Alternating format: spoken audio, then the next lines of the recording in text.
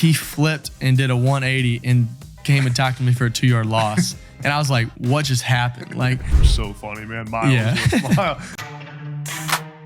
I'm Adam Brenneman. This is Next up.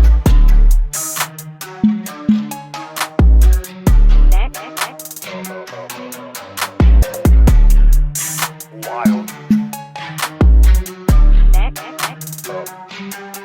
Next up.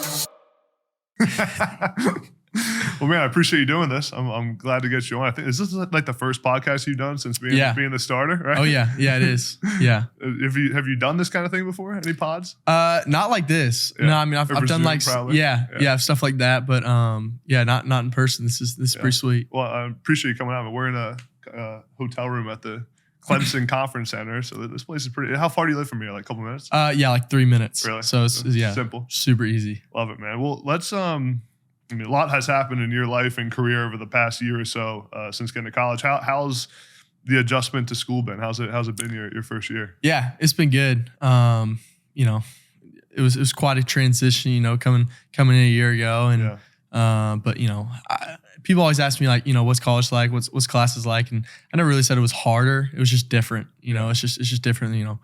The way with you're kind of on your own with having to figure everything out with assignments and everything, but it's been good. School's been good. Been taking a lot of classes and 15 hours every semester so far. So it's been good though. So cool. What's the biggest thing that like surprised you when you got to school? Anything you weren't prepared for? Yeah. Anything that was interesting?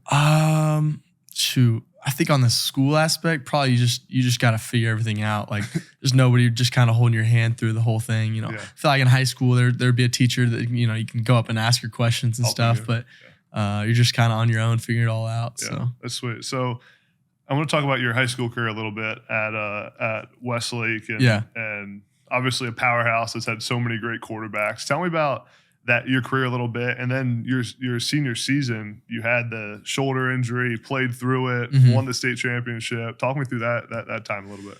Yeah, I love my whole experience at Westlake. It was so fun.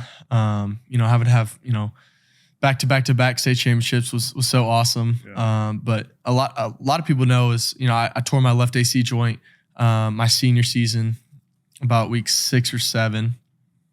It was a grade 3, and thankfully didn't have to get surgery on it. But sat out a couple weeks, and my backup, who's like one of my best friends ever, is now actually playing currently at quarterback at Rice, is his same year as me, and he got to come in for like 3 games, lit it up. He had 15 touchdowns in 3 games, and I'm actually like selfishly so thankful that I got hurt because he got the opportunity to go play college football somewhere. Yeah. And if I didn't have to go through that, then he wouldn't be able to be where he's at now. So that was like the coolest thing ever, just a total God thing that like I had no idea what was going on. And, that was awesome. But the year before that, my junior year, I actually tore my right AC joint in the North Shore game in the semifinals. So going to state, I tore on the first drive, running around along the right sideline, got tripped up, landed on it, came to the sideline. I was like, I think I just broke my collarbone. Thankfully, I didn't, and toughed it out the rest of the half, and then got to the locker room, and I was like, this is really hurting, and shot it up. Ended up finishing the game. Beat North Shore. That was a pretty big game for us. And then I got home that night, and I was like, I cannot pick up my shoulder, and I was like, this is not going to be too good. We're going to play Quinn Ewers in Southlake the next week, and in the state championship game, and I did not throw a single ball the entire week. My backup, who was another guy, also like one of my best buddies, a guy named Stoney McGuire, he took every single first team rep the entire week at the state championship, and it was pretty funny because we really had to change everything about like our what we call stuff to the O-line and stuff, because the head coach on their team was my head coach's son. So we're pretty much running and then their DC came from Westlake also. So like we had to change up all our signals and everything. So the whole week I'm sitting there and I'm sitting there behind Stoney and literally just doing everything but throw the ball. So he's doing everything. I'm standing 3 yards behind him, acting like I'm getting every rep. And then, going to the game and, had one of the best games of my career.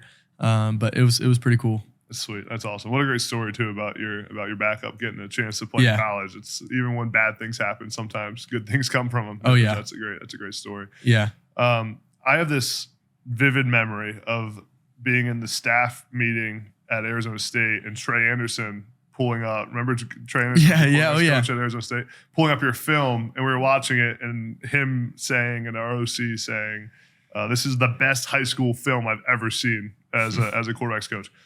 So that gives you a sense of, and they've seen a lot, and that gives you a sense of how talented you were and are coming out of high school. Talk me through your recruiting process. Like, when did it first start, and you were like, I think I'm going to be able to play college football? Yeah. So my dream, my whole life, I've always loved playing football. Like it's the biggest thing. It's my favorite thing to do. But my dream, my whole life has been to play college football, and that's just been a dream of mine. And I think the moment that I saw my older brother go and start playing college football, that's when it really turned into a goal for me. Was like, okay, this is really possible. And it just became a goal for me to, I want to go do this. Mm-hmm. So, I was freshman B team in high school. And that was a tough way to start it right off the bat. And, I was freshman B team, and then sophomore year I was competing with a senior. We were back and forth. And then, but I would say, when I really felt like I could, I don't think there was really a moment. I just feel like I just felt like I was gonna hopefully get the chance eventually, and I just kind of kept my head down, kept working. I've always kind of seen myself as more an underdog, just not really the head of the pack. I'm not really sure. Just kind of always been a worker bee, and just kind of kept my head down, kept working. Even whenever I got here, just continued to just work and not think of myself anyone greater than anybody else. And so when did the offers start coming in, and what was that? What was that process like? Yeah, so my sophomore year, I ended up having enough film to end up getting a couple offers going into my junior year. Like big ones, or my first one was Baylor. I think I went into my junior year with about 15. And yeah, so I competed my sophomore year with a senior, and then pretty much competed for like 6 or 7 games, and we would rotate on who started. And I ended up tearing up my thumb, and he ended up finishing out the season. And great guy, and so that was super cool. It was a lot like this year.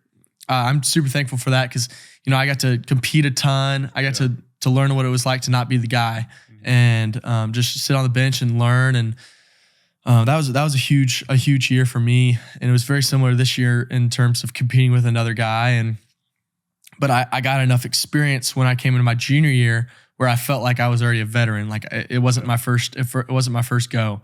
So I had enough film going in my junior year that I ended up getting some offers, and that was super cool. So how'd you end up picking Clemson? Because if I remember correctly, weren't they a little late to offer you in the process? Yeah. You had like every offer in America, and Clemson hadn't offered you yet. So talk me through that. Yeah, I had been talking to them for about like 8 months, and it was really during COVID. Most of my recruiting process was over Zoom and phone call. Yeah. So there was about Zoom tours. Yeah, there's about a 5-month span where maybe a 3-month span where every day, it's phone call, Zoom, FaceTime with 300 people every single day, and that was my recruiting process. I didn't get to go do all these official visits or visit anywhere.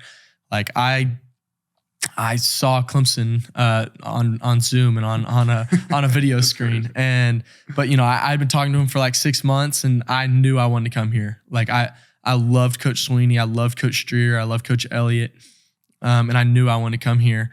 But their rule is, we got to see you in person. We need you at camp, and I totally respect that. Now being here, I see why.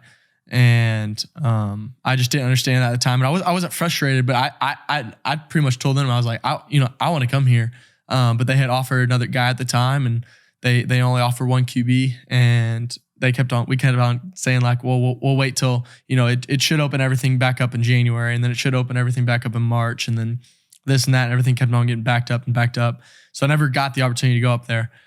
And eventually they were like, all right, let's do it. And I committed right on the spot, and I told Coach Swinney, like, I'm coming, and let's get to work. So it was, I learned a lot of trust, just in how to trust God in that moment. And it wasn't my plan at all, but I knew he was in total control. So what a crazy scenario. Like every school in America offers you, and then the one you want to go to is make it like, it also shows you how different Clemson does things than most programs. Right? Yeah. I mean, that is so different that like most schools would have taken you without ever seeing you in person. I mean, every offer you probably had would have taken your commitment on the spot, but Clemson was holding out. Did that kind of show you the fact that they do things differently? Was that attractive to you in that process? Yeah, definitely. I mean, Coach Swinney always says like they love to recruit character, not like athleticism and the player.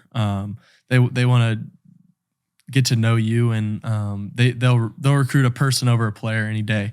So that just showed a lot to me. And even being here, like, I mean, there's not one person on the team that sticks out. It's everybody's just flowing together, and just everybody gets along. Everybody's great guys, and there's just not a guy that doesn't get along with anybody. And I think that's what really makes Clemson so special is he really recruits great people and great men, and wants them to graduate, wants them to go on and have a great career outside of football, and he makes that happen. So what was it like when it was getting crazy with all the you were getting the 5-star status, and you were getting to all the different the 247, all the rankings were getting crazy, and you became what'd you end up at? Were you like one of the top recruits in the country, or number 1 or whatever? Like how did that finish out? Yeah, honestly, like I really just tried to just not even pay attention to that. I think I've had a great crew around me for a long time, and especially over this past 2 or 3 years that just keeps Cade and doesn't worry about the football player in me. Just cares about who I am as a person. I got to go home last week or 2 weeks ago, and I got to be home for about 10 days after the Orange Bowl. And fun. It was just so good to just be around people that care for me before I even, picked up a football, and just care for the person that I am and the man that I am. But that really that's what kept me, was just having those people in my life that,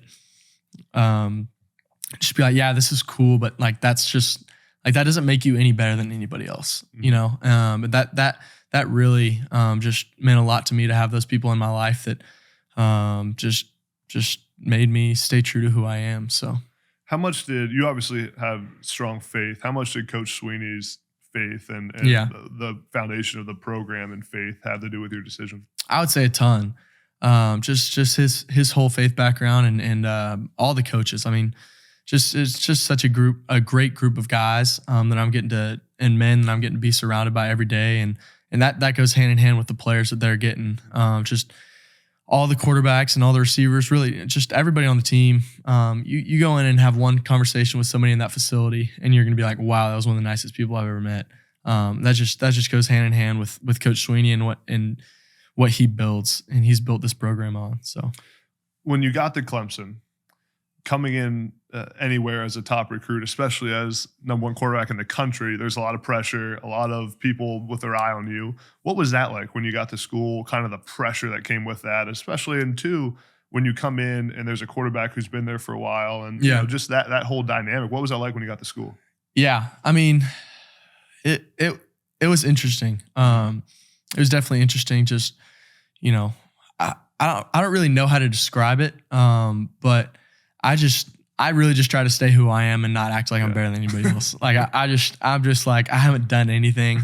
It doesn't matter what I did in high school. Like I'm just who I am. I'm just going to come in here and work, and just keep my head down and just work. And I really tried to get and gain guys' respect through my work ethic, whether that's in the weight room and the runs. And I think that verbal leadership will be able to come later on. So that was really how my plan going into it is just don't be this prima donna guy. That everybody's just be a normal guy and just love on people and work my butt off and see what happens. So. Was there a moment when I feel like a lot of freshmen, when they get to school, there's like a moment that's like your welcome to college football moment where like something like doesn't go your way, like you hit the freshman wall. Was there like a moment in practice where you like, oh, the game's a little faster than it was in high school? I mean, I would say my welcome to college moment was in spring ball. We were just running a zone read, just reading the defensive end. If he crashes, I pull it. If he stays out wide, you hand it, right? Just simple. And, you know, I'm reading Miles Murphy, and it was like one of my first weeks in spring ball. And, you know, if he crashed it in high school, I'm pulling that and taking off. And, you know, he crashes hard, turns shoulders, boom. I'm thinking, all right, I'm about to get on the edge and get going. And he flipped and did a 180 and came and tackled me for a 2-yard loss. And I was like, what just happened? Like, that dude's a freak. So that was probably my welcome to college moment, was when I pulled one and he showed that 4.5 speed real quick. So we did an interview in the same spot with all the Avengers, as they call themselves. Yeah. And those guys were so funny, man. Miles was they're a goofy crew. They're a goofy crew. Yeah, it's fun. So the big news around Clemson, you just got a new offensive coordinator, Garrett Riley, came from TCU. How much knowledge did you have of that process when it was happening? And like, is that something that Coach Swinney, as the starting quarterback, talks to you about when he's making those decisions? And then how excited are you to have one of the best young minds in college football as your coach? Yeah. I think we were all a little bit surprised, but it was pretty new. I mean, Coach Swinney told me he was thinking about it. Let's see, when was that? Was that like Saturday? Maybe Friday. I think it was maybe Friday or something like that. A couple of days ago. He told me in the morning he was thinking about it, thinking about making a decision. And I was like, okay. And then like 3 hours later, he was like, yeah, we're, I just made a decision. Come up to my office when you have a second. I was like, all right. And, you know, he told me he made the decision. And, you know, probably one of my favorite people at Clemson is Coach Streeter. Without a doubt, like top 2 favorite people since I've been here. He is without a doubt one of the most loving people that I've ever met. I mean, we started every single film session, which is 15, 20 minutes. You know, it doesn't matter if we had a 30-minute meeting and that's all we had, or an hour and a half, at least 15 minutes every day. He'd just go around the room and ask how we're all doing. And he's not looking for a one-word answer. He's looking for, you know, how's your parents doing? How are your siblings doing? You know, how's your girlfriend? How's this? How's that? And like really trying to get to know you. You know, how's your faith doing? How's this?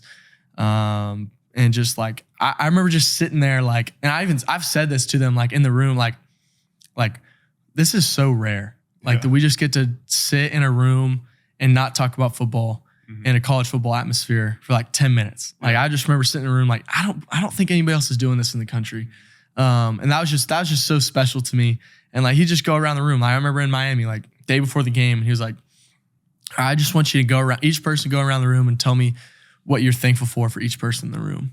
And like, that's just like so rare. And that was just so cool to me. Like somebody that just loves on people so well. And just loves what he does so well that he's using that opportunity to just care on people. So, you know, I'm going to miss him a ton, and I'm going over at his place tonight and going to go hang out with them for a little bit. But, you know, at the same time, on the flip side, I'm really excited about Coach Riley. He recruited me a little bit at SMU, and, a local Texas guy also. So, you know, we've talked almost every day so far since he's been here, and we got to go to the Clemson Duke basketball game the other day. And, you know, we know so many people, just connections and stuff. We know so many people.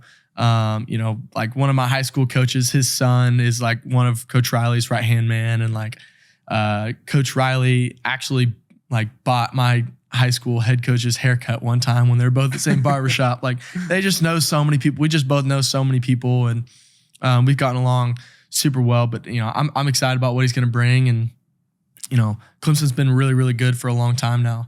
And I think I'm excited just a new spark that he's going to bring. So, yeah, I mean, it shows how prominent Coach Swinney and Clemson is to go get someone like Garrett Riley, who just was in the national championship game. I saw he got introduced at the basketball game, right? It was like he was the head coach, man. He was that's what I was saying. I mean, that's a fun ovation. That's a rare thing right there. It was impressive. So are you, as far as like learning the offense, the new system, is all the terminology going to change? Like, and are you, you know, when it comes to learning, is it something that you think about? Like, how am I going to learn this new system so fast? What are your thoughts on that? Yeah, it'll be a new system. It'll be Coach Riley's system. And, you know, there's some great things that Clemson's been doing in this offense for a while that I think will stay.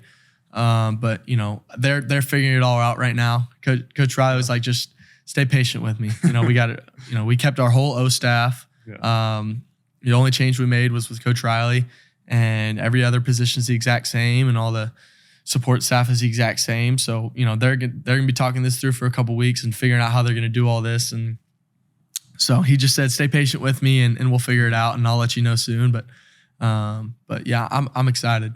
I am. Let's talk about the ACC Championship game, a big turning point in your career. You come in on the second drive, replacing DJ. What was your feeling like out there? Were you kind of in like your flow state? It looked like you were just playing high school football out there, slinging it around. Yeah, I felt comfortable. I feel like for the first time all year, they just kind of let me play, and not that they were restricting me at all, but just kind of I wasn't going in with 4 minutes left in the fourth quarter to run the ball, or backed up on the 5-yard line. I just felt like I just got to go play for a little bit. But that was a really fun game. That was a game I'll never forget. And I think that was Clemson's best game all year. When you compare, just offense, defense, special teams, and we had a field goal block, we had a pick six. Yeah. We really put all phases of the game together, and that was a really fun game.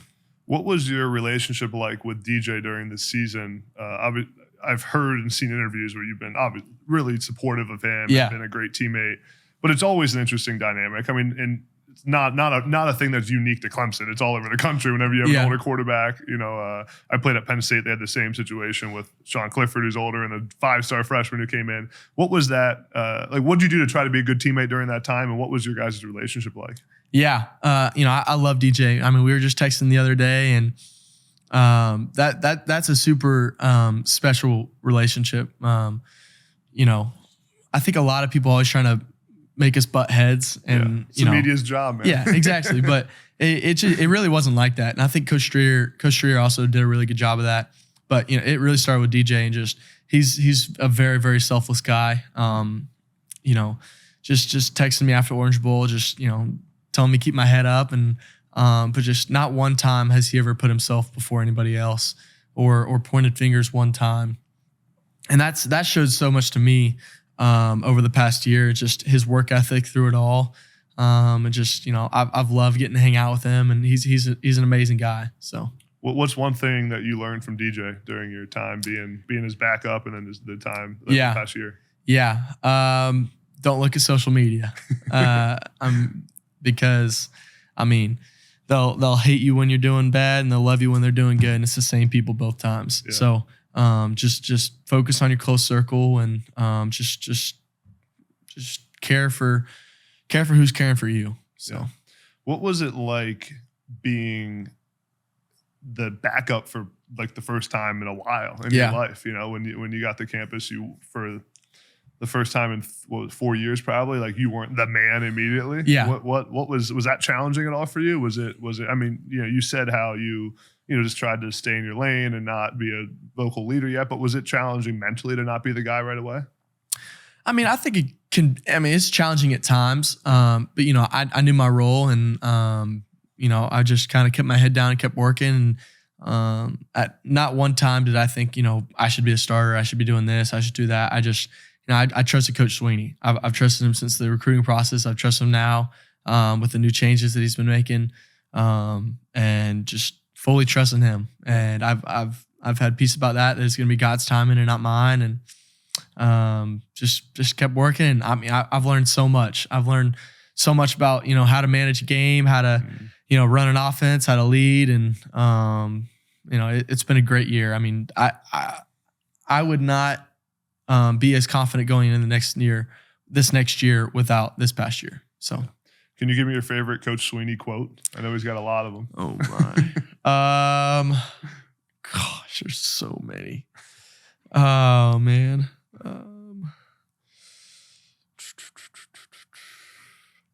Oh man, I can't even think of one. I always hear him say that "Be great where your feet are." That's like his favorite one. Right? What didn't all the Avengers when we were here? They were ripping off. Oh, I'm quotes, sure. Right? I mean, once you get one rolling, you just what is keep it? rolling. Today I will do what. Yeah. I've tried so many times to say it. I can't even say it. He says it so fast. He says it so fast. There's just so many quotes. I mean, does he do it every day in the team meeting? He has a new one, or No, he says the same 5 like every day, and that's just how it is. He has like the same 5 or 6 like every single day, and but he loves his quotes.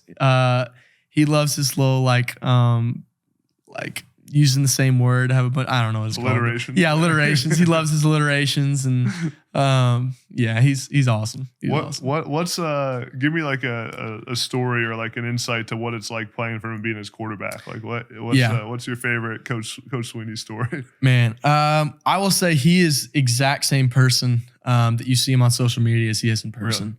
The exact same person, and he has not changed from the recruiting process to right now. He is the same fun, exciting, filled with joy coach that you see every day online. But he's a head coach. He's got to put the hammer down every once in a while and keep guys straight. That's what keeps this program running. Yeah. But favorite story, man. Probably in my official visit, we went over to his house and played basketball. And there was this, I can't remember who it was, but some guy like challenged him, and he was like all-state basketball player. And Coach Swinney was like, "Oh, you actually want to do this right now?" And he went on and went from like his little collared shirt and button up to in pants, and went in, got his shoes on, got his shirt on, got his whole outfit on, and just went and just cooked this kid like 11-0 and just draining threes, step back, crossover, blocking this dude. And it was just like, everybody's like, whoa, like he is actually really, really good at basketball. Like, I'm not sure he could lose to many people in the facility. He's an athlete. So, yeah, he's an athlete. Does he work out a ton too every day? Probably. He's probably a 4 a.m. workout But they just built the indoor basketball court in the facility. I bet he's in there every night. Yeah. After everybody leaves. I mean, who knows what he's doing? But that's great. Let's go back to the season a little bit and some of the ups and downs during it. Specifically the Notre Dame game. And after that game, I'm pretty sure Coach Swinney said something like, thought you were going to be the starter after that. That didn't happen. Yeah. Take me through that, the ups and downs of kind of the flow of the season, because there were times where you went in, times where it didn't go so well, times where it went well. What was that like? Yeah. I mean, it was definitely frustrating at a few times. But, like I said, it's just kind of kept my head down and kept trusting Coach Swinney. Coach Swinney ended up telling me later on in the year that he was going to maybe try to make the move at the Notre Dame game, and obviously the game didn't go the way we wanted, and then I didn't end up playing for about 4 more games after that. The next game I played in was really an ACC Championship. Yeah. So it's a tough job to be the backup, but it's a job that needs to be done, and it's tough because you prepare every single week like you're going to be the guy, and you never know when that play's going to come, and you're studying the defense, learning the offense, learning the install, and it doesn't always go the way you want, but that's part of it. It's the game, and only one QB gets to play at a time. It's not like every other position where multiple guys are getting out there, and but I didn't know if going into this year if I was going to get to start the whole year and not play till my senior year, and I just kind of kept working, just keep trusting it. So what I'm curious how you, as a quarterback, when that you're the backup but you could go in at any moment, what's your process like on the sideline? Like Notre Dame game, you're going to go in at some point, you may not know when or at what point. Like what are you taking mental reps every play? Like how are you staying ready? Because you got to go out there cold at some moment. You may not even know when your name's getting called. Yeah. Really just kind of like my mindset is just, trying to get the signal every play, and just try to know what the play is, and then just trying to act like I'm in there every single play, and act like I'm in there playing the play. And that I think that helped me a ton. Just it's like I'm getting more and more practice reps and game like reps every single and in a game, even if I don't even get to step on the field that game, it's like I'm getting game reps and mental reps. So, watching the defense, seeing what I would be doing, thinking footwork, protection, transition, progressions, safety movement, corner movement, blitzes, just all that good stuff. So just really trying to act like I'm in the game, and just make it as game-like, even though I'm sitting on the sideline. Yeah. So, all right, let's talk football now. Take me through your pre-snap. What are you looking at first? Safeties? Yeah. Most likely safeties. Making sure everyone lined up right. Is that making sure everyone's lined up right. Getting the motions. And if we got indicators in there with motions, man indicators, safety. Yeah. But safeties, pre-snap, and then post-snaps, corner safety blitz. Just kind of going through that, and it depends on the play at the same time. But going through all that, and then really just. Yeah, starting with safeties, pre-snap, post-snap, and then just kind of seeing indicators I've been studying all week on alignments, linebackers. Sometimes alignments of linebackers can actually give away coverages even though they're not in the coverage. Mm-hmm. So trying to pick apart that, seeing different blitzes coming along. And then, defender. Different blitzes that'll end up, turning into a coverage. Yeah, all the good stuff. What's one thing that you feel like this offseason is going to be big for you to improve on? Yeah, I'll just say pocket movement, kind of getting back to my roots that I feel like I did a pretty good job at in high school and kind of earlier in the season, and just quiet feet, not getting happy feet, just staying quiet, and then just continue to lead this team, and when we're not tossing the ball around, just leading them in the hard reps of running. And, in the mat drills and all that good stuff. So just being a leader, and there's going to be times where we don't talk football for, a month, and just leading them and getting ready. So is there a NFL quarterback that you think, I'm not going to say compare yourself to, but that your style is like the most? Yeah. Shoot, man. I can't really. That's always a tough question. Quarterbacks always hate this question. Yeah, I can't ever. They don't want to say like Tom Brady. Yeah, I can't ever think of an exact QB. But I don't ever want to call myself a dual threat. Yeah. I think dual threats nowadays are run first type of guys. Yeah. So I've always kind of called myself a mobile QB. I'm a pocket guy, but I can pull on his own read every once in a while. I can get out of the pocket. But when I get out of the pocket, I'm gonna keep my eyes downfield first and looking to make a big throw.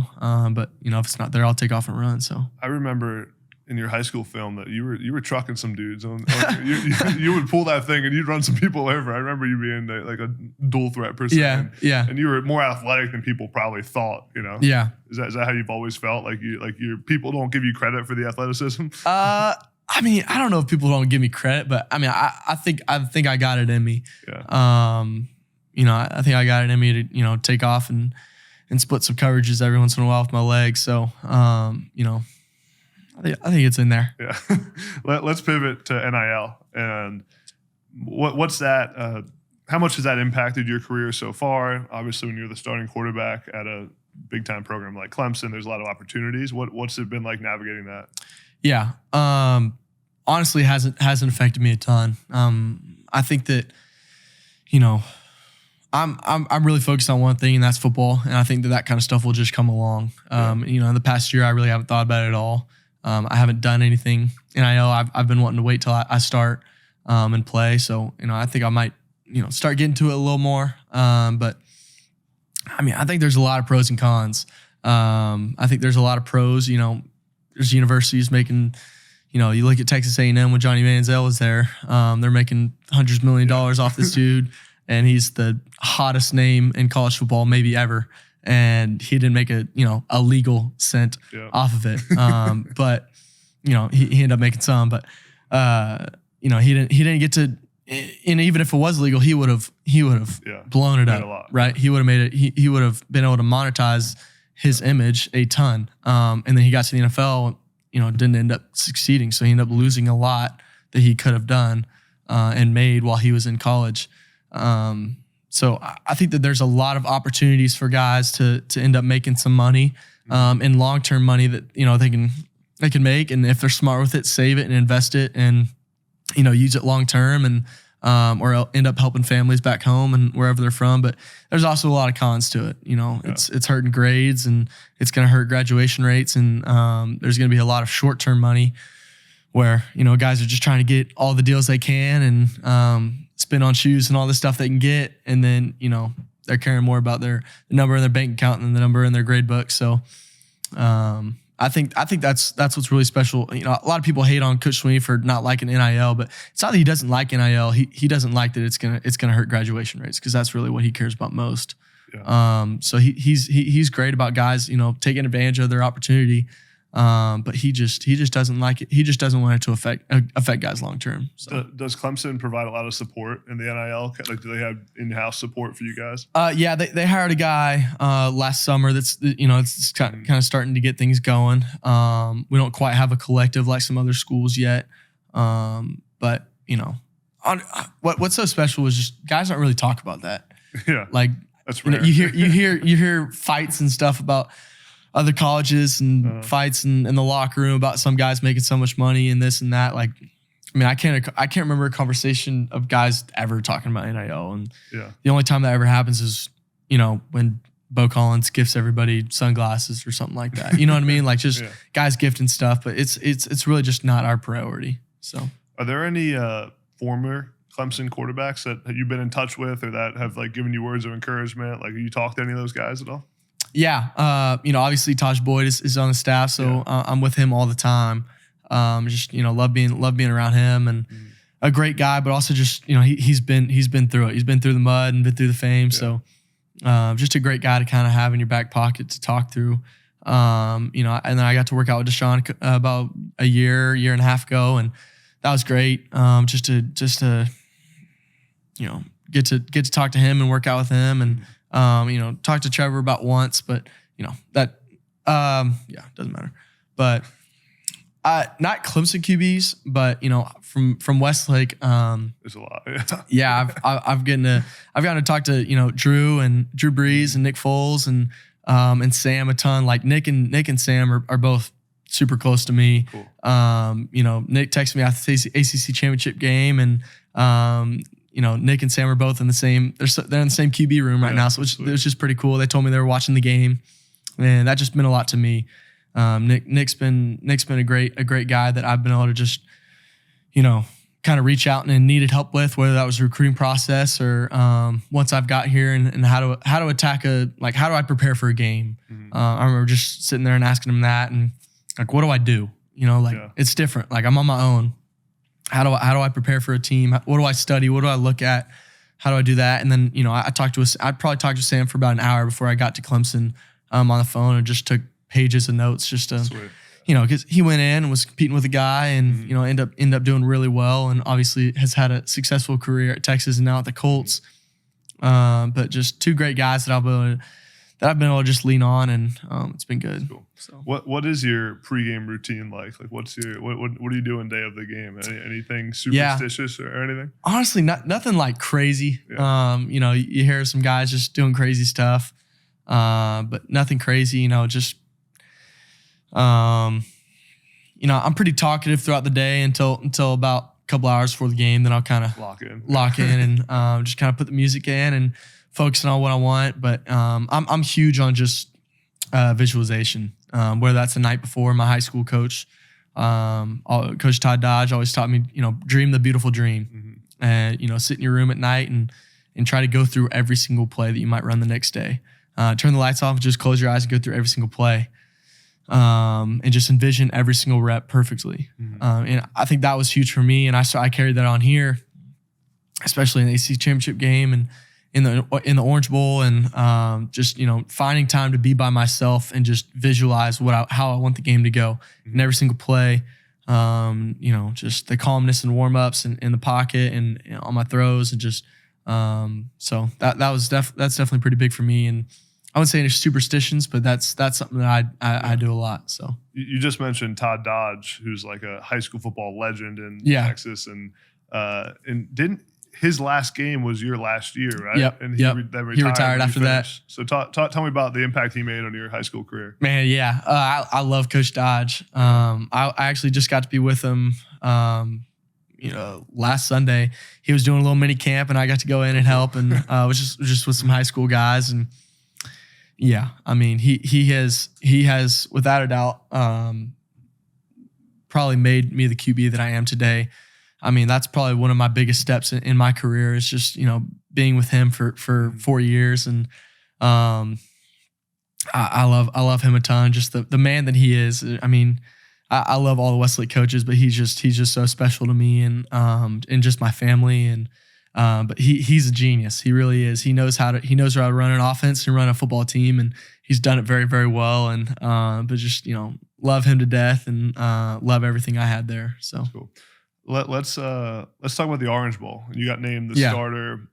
How did you get named the starter before the Orange Bowl? Like, what was the moment? I mean, I guess after the game, you knew the championship game, you knew you'd probably be the starter. But how did Coach Swinney tell the team? How'd that happen? Yeah, he ended up actually just saying it in the post game interview after the ACC Championship. Right, yeah.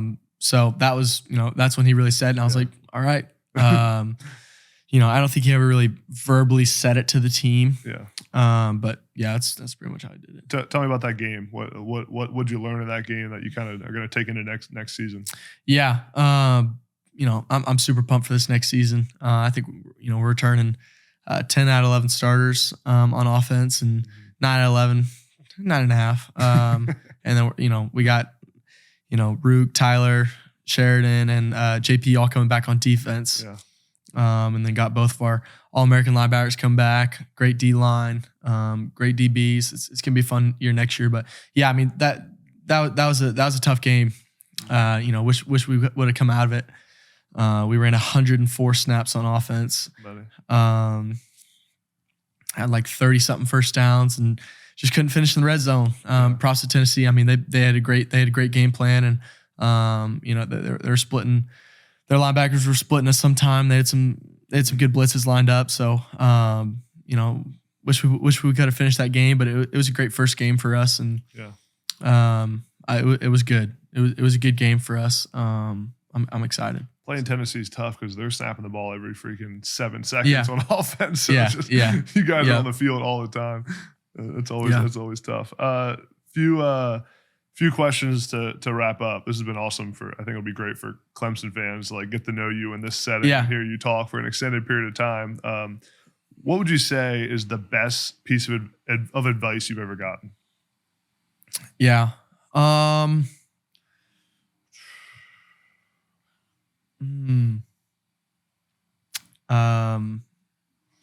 that football is not my identity. I would probably say that's the best piece of it. Really just don't make football your identity. Yeah. That's probably the best piece of advice I've ever gotten. And that has really definitely just stuck with me throughout the years, and definitely as recruiting started picking up and just, I learned that from a guy in high school who ended up, passing away in a car accident, but just not to make things sad, but he really learned how to do that. And just care for people. And that honestly, that's probably the most important thing that I've learned. And best advice is care for everybody the exact same. Whether that's the custodian that's cleaning the locker room, or the head coach at your college football team. So care for everybody the exact same, because no title will ever put anybody else above one another. So just treat people with kindness, and just treat people like Jesus died for them. Yeah. So tell me about your family and how fun it's been to bring them through this whole journey with you. Yeah, it's been awesome. I got 3 older siblings, and they're all done with college now, and it's been awesome. They got to come to a couple games this year. One of my brothers got to come to about 4 or 5, and that was great. He played college football, and he couldn't come to a lot of my high school games because he was still playing, and that was awesome for him to be able to come to a couple games, and it's been so fun. It really has. It's just all my siblings are back in Austin and living there now, and it's been great to just kind of have them all here. We used to all go to my brother's games, and now they're all coming, to mine, and it's been really cool. It's been really sweet. Give me your top 3 quarterbacks in the NFL. Man, obviously Tom Brady. Yeah. I mean, just putting that one right aside.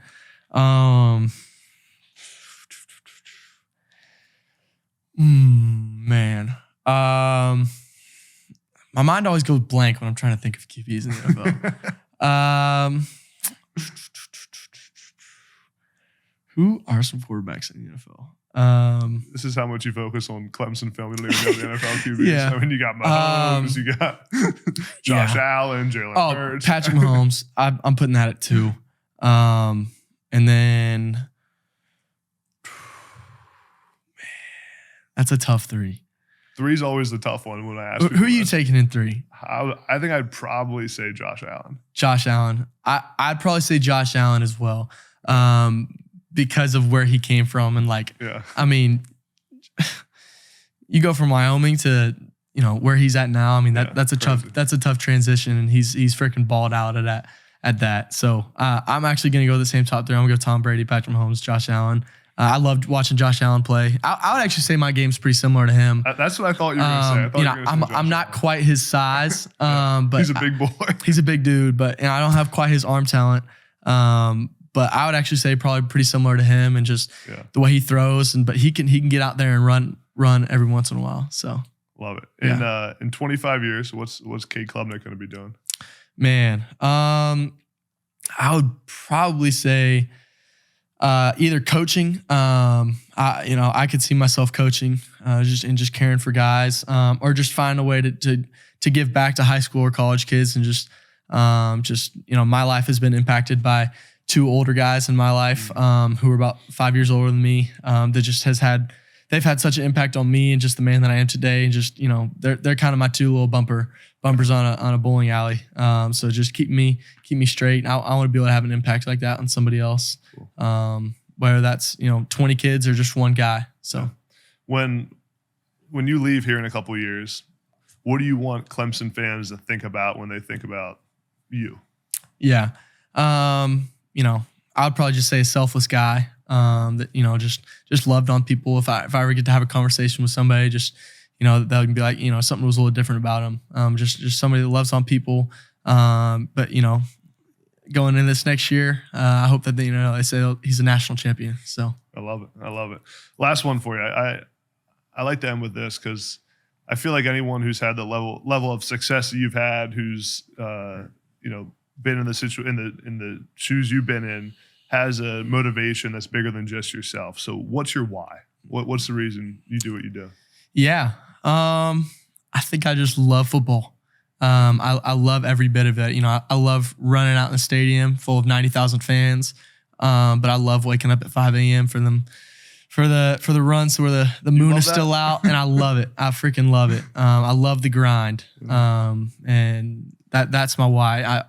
I feel like when I ran out there, I'm still the 4-year-old me who was playing flag football. And just that's my why, really. I love the game, and that's really what it is. It's that simple. So I love it, man. Well, this was fun. I appreciate it. I'm excited to see you see your career. Hopefully, you become a national champion, win a Heisman, and everything else, man. Let's freaking do it. Yeah, Let's go, excited, man. Appreciate it. Heck yeah.